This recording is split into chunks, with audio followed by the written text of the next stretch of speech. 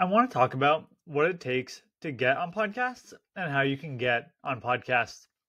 It's a pretty straightforward and simple strategy that you can follow. So, the first thing that you want to do is you want to determine who is your target audience, who you're looking to speak to. As an example, if you are a real estate investor, are you looking to raise capital from other real estate investors, high net worth investors, your doctors, your lawyers, your dentists, your medical sales professionals?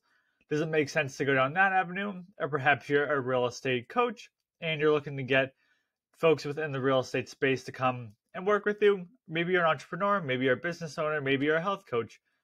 You want to first determine who your target audience is going to be. And then, based on your target audience, you want to research podcasts and make sure that there's viability within those podcasts. And what I mean by that, if you are a super niche down, I'm trying to think of different clients that we worked with. If you're a cryptocurrency client, it can be niche down. If you're a specific type of real estate investor, it can also be niche down.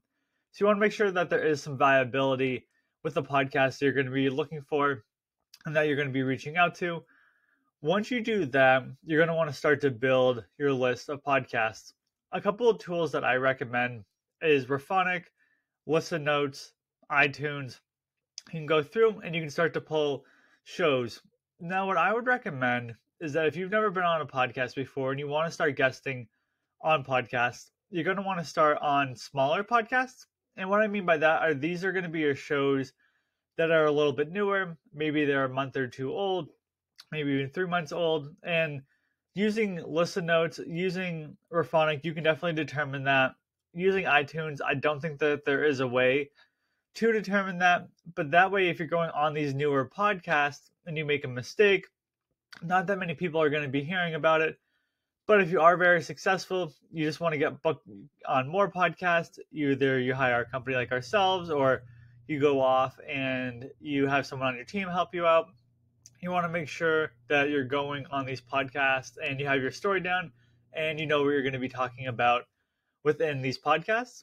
And then from there, it's going out and building your list. And what do I mean by building your list is initially, you want to have a list of 10 to 20 podcasts you're going to be reaching out to. So what I typically include in the list is it's going to be the podcast name, the host name, the website, iTunes link, iTunes description.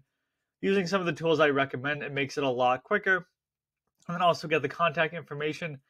I found using these tools like Raphonic and Listen Notes, not the email contact information isn't 100% accurate all the time. So I would take it with a grain of salt. So if you do come across and you do see their contact information, I would still go out and try to find the person's website and make sure you do in fact have the correct information, because you don't want to be doing all this work on the back end and then put together this really good pitch, send it out, and it's just going to the wrong email or an email that the person doesn't use anymore or is just not up to date.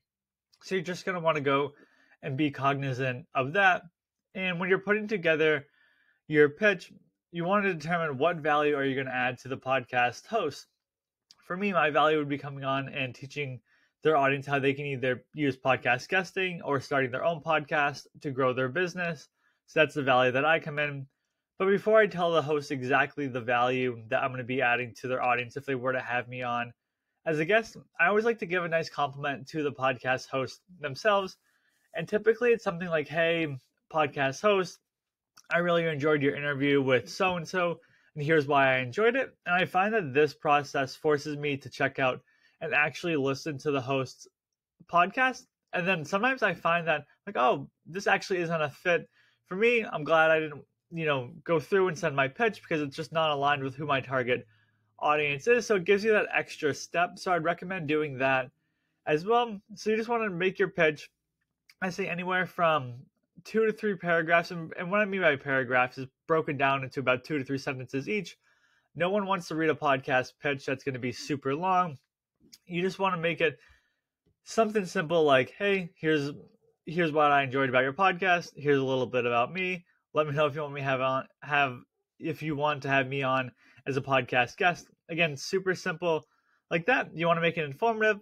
And then you're like, where do I put the rest of my information? If I'm going to be taking my 200-word bio and drumming it down into 1 or 2 sentences, where should the rest of my bio be? And that's when you're going to want to put together your one sheet. And your good quality one sheet, you're going to have questions the host should ask you or can ask you, topics the host can ask you, go deeper into your background. You're going to want to give links to your social media, links to your website. You're going to want to have it match the look and feel of your brand. I give some examples in another video if you're watching this on YouTube, and another podcast if you're listening to this on our podcast. So you want to have a nice, good looking professional one sheet.